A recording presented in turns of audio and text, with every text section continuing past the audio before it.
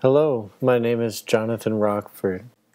Currently, I live and work in my studio in the historic neighborhood of Sailboat Bend in Fort Lauderdale, Florida.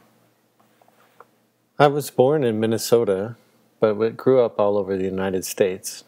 We've lived in California, Nebraska, Minnesota, Michigan, Wisconsin, and Illinois. So to keep it simple, I usually tell people that I'm from Chicago. In 2005, I received my BFA from the School of the Art Institute of Chicago, and in 2007, I completed the Master of Arts in Liberal Studies program at the University of Miami.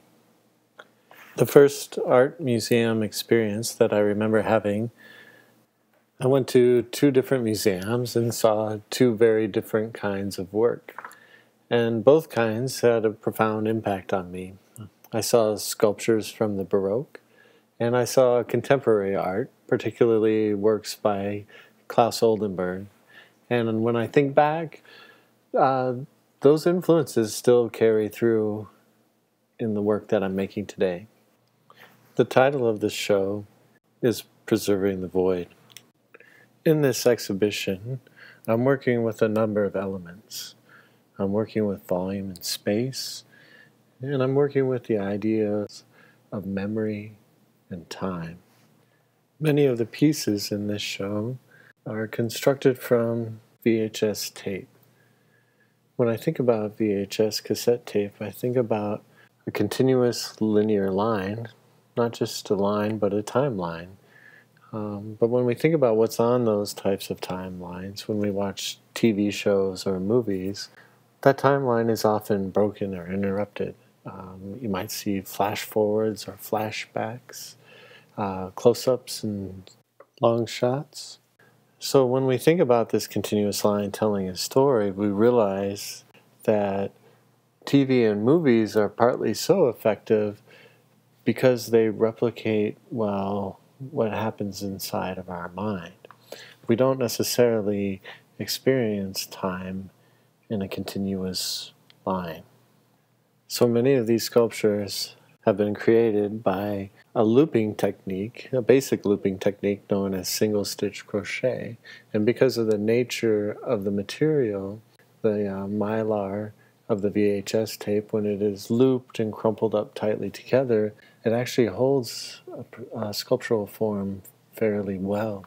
So what we're seeing here is this continuous line drawing turned into 3 dimensions. A 2-dimensional material, but also a 2-dimensional media being turned into a sculptural form. And these sculptural forms are interesting in and of themselves because they're generated to replicate or to capture the idea of a transient moment. So what we're seeing here is a lot of these forms are in motion or in a change of state. So we're seeing vapor, smoke, clouds, or those kinds of elements. And I think that works well when we're talking about juxtaposing the notions of memory and fixedness. Memory can be an elusive thing, and it's something that we used to think that if we revisited often by studying or remembering, practicing the act of remembering, that we would reinforce these memories. Yet some researchers are suggesting now that the more we consume a memory or go back and remember things, the less accurate it may become. So I think these notions are really interesting when we think about the changing media that we use to record things. So VHS tape 30 years ago was fairly new and a quite expensive media. Now it is pretty much obsolete, and you can get the tapes pretty much for free. And when I think about the found objects and juxtaposing these forms with found objects, it starts to become another layer of memory. Each of these items has its own experience associated with it, and each viewer will bring their own ideas attached to that as well. The idea of a frozen moment, or of fixing the impermanent, can be seen in the other pieces in this show that extend beyond the crocheted process. We see carved and flocked styrofoam this insulating material that takes on an eerie, heavily frosted scent. We also see a video that is derived from soap bubbles swirling down a drain, yet manipulated in such a way as to conjure up notions of pulsars and the cosmic scale of volumes and voids.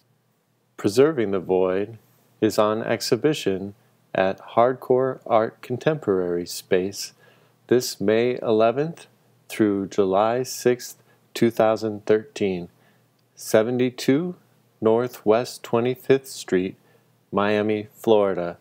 More information can be found at hardcoreartmiami.com.